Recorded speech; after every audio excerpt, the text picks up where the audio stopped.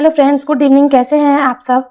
तो ये आपकी बहुत ही इम्पोर्टेंट क्लास है जो कि आपका 2022 में, ठीक है, 2022 में जो आपका सेकेंड पेपर हुआ था, ये उसका आपका प्रीवियस ईयर का क्वेश्चन है। ठीक है, तो आइए हम लोग बिना टाइम वेस्ट किए इसको स्टार्ट करते हैं। और हाँ, क्लास को आप लोग बिल्कुल लास्ट तक सीन कीजिएगा। एक एक क्वेश्चन इसका बहुत इंपॉर्टेंट है। प्रीवियस ईयर क्वेश्चन में से बहुत सारे क्वेश्चन एग्जाम में आते ही आते हैं। अगर आप प्रीवियस ईयर भी कर लेते हैं तो आपका काफ़ी स्कोरिंग मार्क्स आपका आ जाएगा। तो आइए हम लोग पहले सीडीपी का पार्ट लेके चलते हैं। ठीक है, तो देखिए ये आपका पहला क्वेश्चन है एजर्शन और हाँ ये कथन वाले रीजनिंग वाले क्वेश्चन। ये बहुत मतलब ये पिछले 2021 से या 22 से ये आपके ऐसे इस टाइप के क्वेश्चन आपके बहुत बनने लगे हैं और इसमें आपका स्टेटमेंट पूछ देता है। ठीक है, तो चलिए हम लोग स्टार्ट करते हैं कि the physical development of children is important as it also influence a child social and cognitive development. ठीक है, अब इसका रीजन क्या है। All aspect of development are interrelated in childhood and greatly influenced each other. तो इसका answer क्या होगा। Both A and R are true, both A are true but R is not correct explanation of A is true but R is false और A और R are false। ठीक है, तो इसका राइट आंसर क्या होगा। देखिए क्वेश्चन में देखिए हिंदी में देख लेते हैं कि बच्चों का शारीरिक विकास महत्वपूर्ण है क्योंकि यह बच्चों के सामाजिक व संज्ञानात्मक विकास को प्रभावित करता है। तो जो बच्चे इंग्लिश मीडियम वाले हों उस क्वेश्चन को इंग्लिश में पढ़ सकते हैं। बचपन में विकास के सभी आयाम एक दूसरे से जुड़े हुए होते हैं और एक दूसरे को बेहद प्रभावित करते हैं। ठीक है, तो ये बात बिल्कुल हाँ सही है। तो देखिए इसका आंसर क्या होगा आपका। फर्स्ट इसका आंसर होगा आपका ए, मतलब ए और आर आपका दोनों ही सही है। हाँ, इसलिए कि जो शारीरिक विकास होता है वो बच्चों के लिए बहुत ही महत्वपूर्ण होता है और यह जो है बच्चे के सामाजिक और संज्ञानात्मक विकास को भी प्रभावित करता है। ठीक है, ये चीज़ है और आर जो है वो ए के लिए सही कथन है। क्वेश्चन नंबर 2 पे हम लोग आते हैं। देखिए विकास का कौन सा सिद्धांत यह सुझाता है कि विकास सिर से शुरू होता है और फिर शरीर के बाकी हिस्सों में आगे बढ़ता है। तो मैं आपको ये बताइए, आपको मैं पढ़ा चुकी हूँ कि जब देखिए सी फॉर सिर और सी फॉर सेफेलोकॉर्डल। ठीक है, हिंदी में थोड़ा सा देखिए आपको कन्फ्यूजन होगा। आप ये देख सकते हैं कि सेफेलोकॉर्डल जो है इसका होता है कि सिर से पैर तक। ठीक है, सिर से पैर तक। और प्रॉक्सिमो डिस्टल का है कि सेंटर टू हाँ आउटर। ठीक है, सेंटर से लेके आउटर तक। तो अगर आपका सिर से पैर तक का पूछा है तो आपका शीर्षगामी होगा, आपका सिर से लेके पैर तक का होगा। थर्ड क्वेश्चन पे आइए। डैश अनुवांशिक स्वभाव के पूर्व निर्धारित प्रकटीकरण की प्रक्रिया को संदर्भित करता है। तो ये आपका करता है मैचुरेशंस। कौन सा करता है। परिपक्वता, maturations. Maturations refer to the process of predetermined unfolding of a genetic disposition. Fourth question पे हम चलते हैं कि ये जीन पियाजे क्वेश्चन बहुत इंपॉर्टेंट है, हर बार एग्जाम में आता है। देखिए जीन पियाजे के अनुसार निम्न में से कौन से कारक संज्ञानात्मक विकास की दिशा निर्धारित करते हैं। परिपक्वता, अनुबंधन, सजा, क्रिया या सामाजिक अनुभव। तो देखिए आपका क्वेश्चन नंबर 4 का आपका जो आंसर होगा, तो देखिए सबसे पहले क्या है कि देखिए जीन पियाजे का जो है, जीन पियाजे के सिद्धांत में आपका सजा जो है ये नहीं आता है। ठीक है, तो आपका देखिए थर्ड ऑप्शन किस किस में है। आपका ये कट गया, ये कट गया, ये कट गया। ठीक है, तो answer number 1 is a right answer. चलिए फिफ्थ क्वेश्चन पे चलते हैं।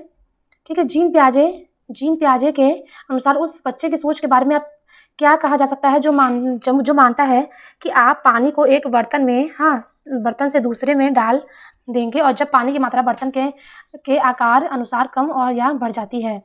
तो इसमें क्या होता है, बच्चे में संरक्षण के कौशल अभी है ही नहीं। बच्चे ने वस्तु स्थायित्व नहीं हासिल की है। जीववादी सोच बच्चे के विचार को सीमित करती है या बच्चा क्रमबद्धता की प्रक्रिया करने में सक्षम है।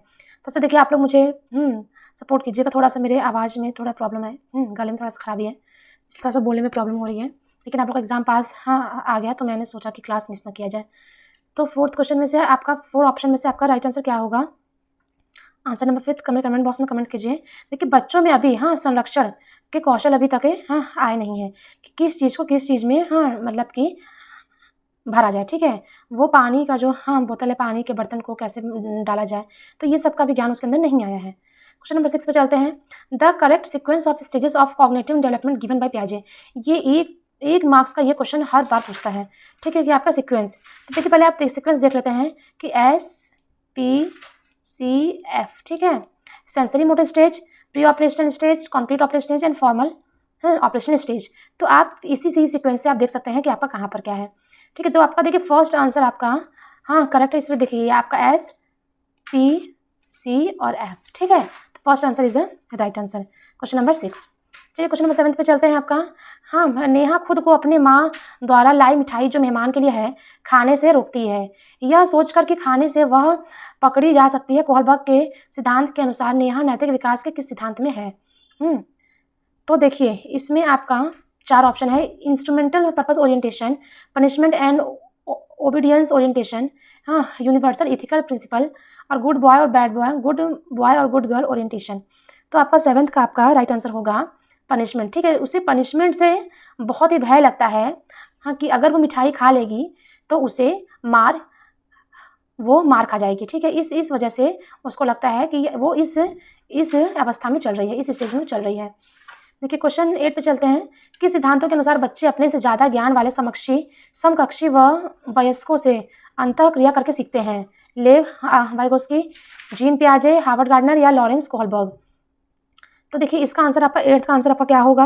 हाँ, लेव वाइगोस्की। ठीक है, बच्चा जो है वो इंटरेक्ट करके सीखता है, ये चीज़ें अंतःक्रिया करके सीखता है। चलिए क्वेश्चन नंबर 9 पे आइए। लेव वाइगोस्की के अनुसार निम्न में से किसकी संज्ञानात्मक विकास में महत्वपूर्ण भूमिका है? लेव वाइगोस्की के अनुसार तो किसकी भूमिका है? क्वेश्चन नंबर 9 का आंसर क्या होगा? Answer number 3। देखिए सांस्कृतिक परिवेश।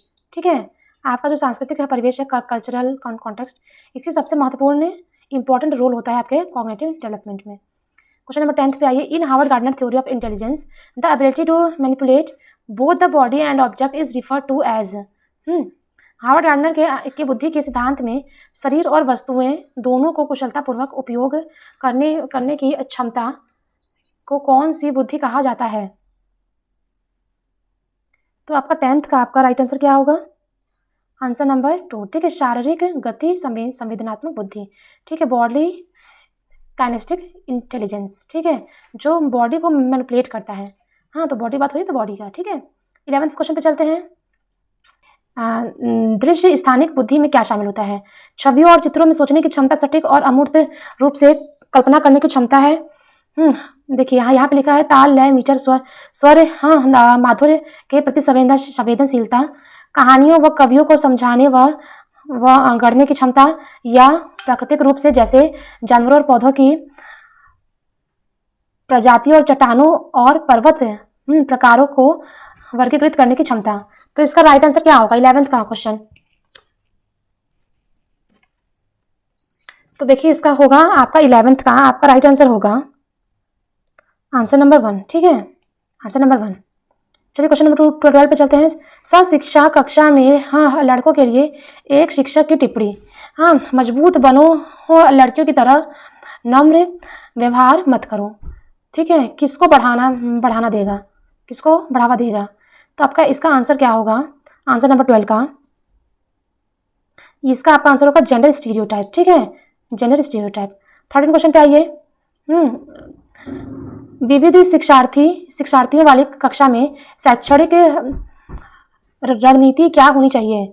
उचित समावेशन, मानकीकृत मूल्यांकन, गैर प्रासंगिक पाठ्यक्रम, या आपका दृष्टिकोण में अनम्यता। तो 13 का आपका राइट आंसर क्या होगा? 13 का देखिए 13 का आपका राइट आंसर होगा आंसर नंबर 1। ठीक है, उचित समावेशन। ठीक है, आपका उचित समावेशन होना चाहिए। 14th क्वेश्चन पे आइए। सीखने के लिए मूल्यांकन का एक महत्वपूर्ण पहलू क्या है?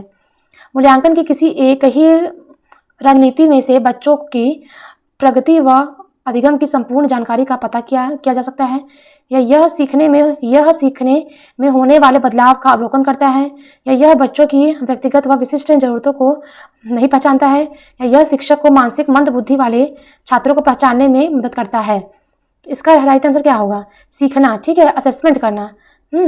आपका असेसमेंट ऑफ लर्निंग क्या है? किस चीज़ के लिए इंपॉर्टेंट एक्सपेक्ट है आपका 14th क्वेश्चन का? तो आपका देखिए ये है कि यह सीखने में बदलाव होने वाले बदलाव का अवलोकन करता है। तो ये है आपका assessment of learning. 15th question पे आइए। मूल्यांकन का उद्देश्य क्या होना चाहिए? छात्रों में भय और तनाव पैदा करना? नहीं। असुरक्षा और हीनता की भावना पैदा करना? नहीं। छात्रों के बीच तुलना करना? नहीं। सीखने सिखाने के प्रक्रिया में सहायता करना? तो यस, आपका 4th answer is the right answer. Question number 16 पे आइए। समावेशी शिक्षा में केवल विशेष बच्चे ही लाभान्वित होते हैं। समावेशी शिक्षा की समावेशी शिक्षा की अवधारणा इस पर आधारित है कि केवल कुछ बाध्यता वाले शिक्षार्थी की जरूरत को ही पोषित किया जा सकता है। तो समावेशी इंक्लूसिव एजुकेशन से आपका एक क्वेश्चन हमेशा आता है, ठीक है, एक क्वेश्चन आपका हमेशा आता है इंक्लूसिव एजुकेशन से। तो आपका 16th का राइट आंसर आपको क्या होगा? तो 16th का आपका राइट आंसर होगा answer number 4। Answer number 4 is the right answer. 17th question पे आइए। वंचित, ठीक है, वंचित पृष्ठभूमि के छात्रों का समायोजन करने के लिए शिक्षकों को किसका पालन करना चाहिए? सामाजिक बहिष्कार, सामाजिक हास्यीकरण, मानकीकृत पाठ्यक्रम या विभेदित निर्देशित। तो आपका इसका राइट आंसर क्या होगा? 17 इसका आपका होगा डिफरेंशिएटेड इंस्ट्रक्शन, ठीक है, अलग अलग प्रकार के उनको इंस्ट्रक्शन दिए जाएं। ये देखिए आपका ना डिसएडवांटेज पूछा है, ठीक है, डिसएडवांटेज। चलिए 18 क्वेश्चन पर, निम्न में से कौन सा शारीरिक गतिक विकलांगता से जूझते विद्यार्थियों के लिए गतिशीलता सहायक तकनीक का उदाहरण है? व्हील चेयर, पहिया कुर्सी, लार्ज प्रिंट बुक, ठीक है, बड़ी मुद्रा वाली किताबें, शब्द भविष्यवाणी वाला सॉफ्टवेयर या स्पर्श सामग्री। तो देखिए आपका पूछा गया है कि आपके बच्चों का शारीरिक गतिक विकलांगता है 18th का। देखिए आपका ये होगा व्हील चेयर, ठीक है, क्योंकि व्हील चेयर से ही बच्चों का जो शारीरिक प्रॉब्लम है वो हो सकता है। ये जो अंधे होते हैं ये उनके लिए होता है, जो टैक्टाइल मटेरियल जो स्पर्श करके छू सकते हैं, ठीक है, और जो देख सकते हैं वो सॉफ्टवेयर का कोई भी चीज़ पढ़ सकते हैं। तो ये है आपका। देखिए क्वेश्चन नंबर आइए 19 पे। गणितीय अवधारणा और गणना में कठिनाई किस छात्रों की विशिष्ट विशेषताएं हैं? तो ये आपका देखिए होगा डिसकैलकुलिया। अगर आपका मैथ संबंधित आपको कोई भी चीज पूछता है, प्रॉब्लम है, तो आपका डिसकैलकुलिया ही होगा। क्वेश्चन नंबर 20 पे आइए। रचनात्मक बच्चों की विशिष्ट पहचान विशेषताओं में शामिल है विचारों की अनम्यता, ऊब के लिए उच्च सहिष्णुता, जटिलता के लिए वरीयता या अभिसारी सोच। आपका 20 क्वेश्चन का आपका राइट आंसर क्या होगा? आंसर नंबर आपका typical identifying characteristic of creative children include. देखिए कन्वर्जेंट थिंकिंग नहीं होता है ना, डाइवर्जेंट थिंकिंग होता है, सारी सोच। आपका इसका आंसर होगा answer number 3 preference for complexity, ठीक है, वो जितनी भी कॉम्प्लेक्सिटी में होता है वो सारी चीजों को कर लेते हैं, ठीक है। 20 अब देखिए 21 क्वेश्चन पे चलते हैं हम लोग। 21 क्वेश्चन का होता है मीनिंगफुल लर्निंग इन्वॉल्व, ठीक है, अर्थपूर्ण अधिगम क्या क्या करता है? पुरस्कार और देखिए provision of rewards and punishment, opportunities to interact with each other, reflections on learning how to learn, या opportunities for competition with peer. तो मीनिंगफुल लर्निंग आपका क्या होता है?